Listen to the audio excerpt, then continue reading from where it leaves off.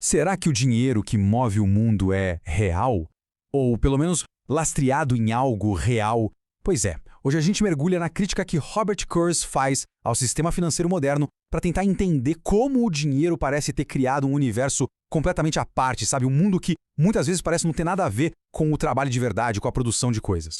E essa é a grande pergunta que fica no ar, né? Toda a riqueza que a gente vê circulando nos mercados financeiros, ela é fruto de esforço humano, de produção concreta? Ou será que é, na verdade, parte de um jogo gigantesco, global, construído em cima de promessas? Promessas que talvez nunca possam ser cumpridas. É isso que vamos investigar juntos.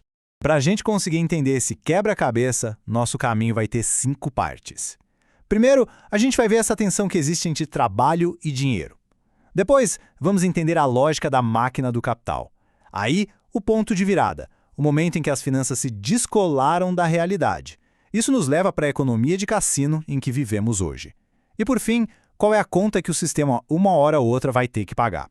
Então vamos lá. O ponto de partida de tudo é uma separação, uma cisão fundamental. De um lado, a gente tem o trabalho concreto, o esforço, a criatividade, a atividade humana que cria de fato tudo que a gente usa. E do outro lado, o dinheiro, que é a sua representação abstrata, um símbolo. E é exatamente aqui que os dois caminhos começam a se separar de vez. O valor real, ele nasce da energia gasta para fazer uma cadeira, um pão, qualquer coisa. É físico. Mas o valor abstrato, o dinheiro, que na teoria deveria ser só um meio de troca, uma ferramenta, ele acaba virando o objetivo final de todo o processo. Kurz usa um termo bem forte para isso: trabalho morto. O que é isso? Pense como se fosse a energia de todo o trabalho que já foi feito. Só que agora ela foi destilada, abstraída e armazenada, na forma de capital, de dinheiro.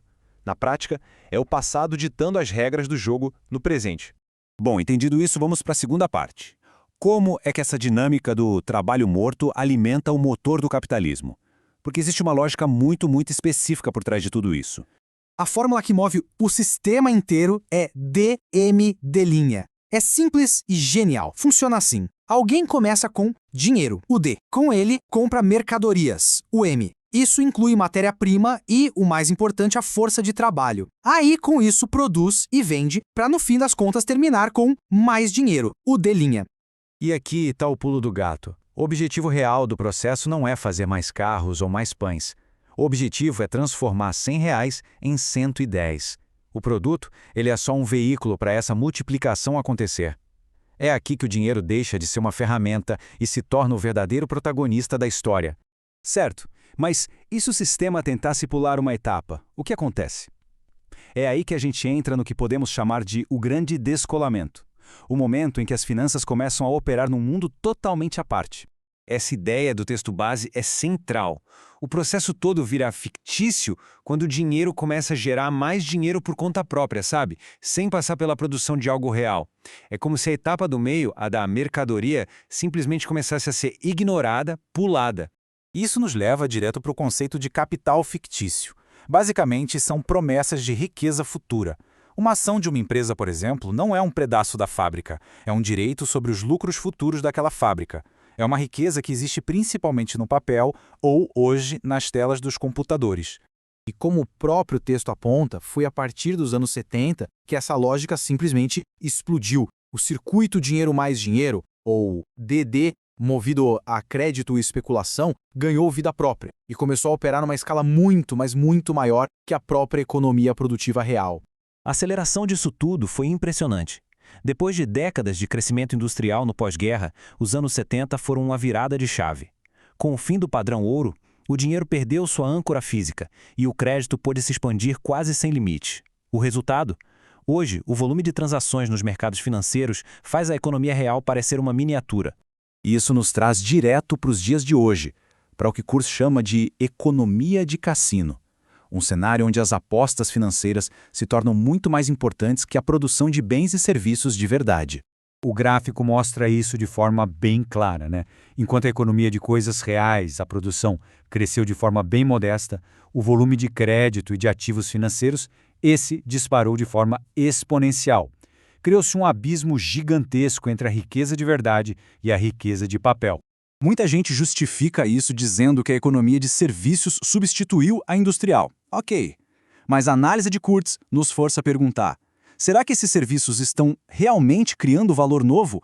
Ou, na maioria das vezes, estão só fazendo o dinheiro que já existe circular mais e mais rápido? O resultado disso é uma economia que fica viciada em crédito. Para continuar crescendo, o sistema precisa injetar mais e mais dívida, o que, claro, acaba inflando bolhas em setores como o imobiliário ou de ações. O foco sai da engenharia de produção e vai todo para a engenharia financeira. Então, o ponto crucial é esse. O sistema opera com base numa aposta, numa antecipação de lucros futuros para justificar o crédito que é pego hoje. É quase como pagar a fatura de um cartão de crédito com o outro cartão de crédito e ficar na torcida para um dia, quem sabe, ganhar na loteria e quitar tudo. E isso nos leva, finalmente, à parte final e mais crítica de toda essa análise.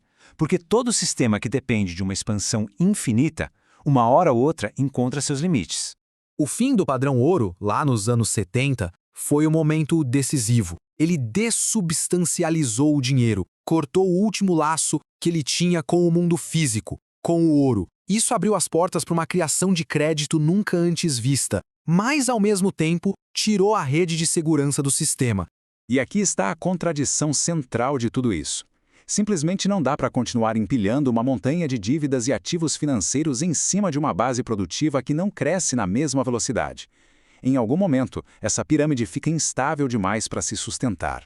A lógica aqui é implacável. Essa necessidade de mais e mais crédito para manter o crescimento não é um acidente, é o próprio motor do sistema. E é isso que transforma crises financeiras, como a que vimos em 2008, em algo inevitável do modelo. Elas não são uma falha, elas são parte do funcionamento padrão.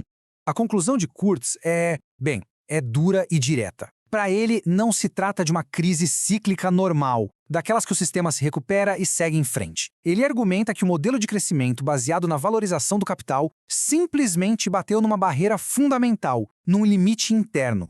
E isso tudo nos deixa com a grande questão final, né? Por décadas, o sistema conseguiu ir empurrando a conta com a barriga, jogando o problema para o futuro, mas e o que acontece quando o futuro finalmente chega? E, talvez mais importante, quem é que vai pagar essa conta?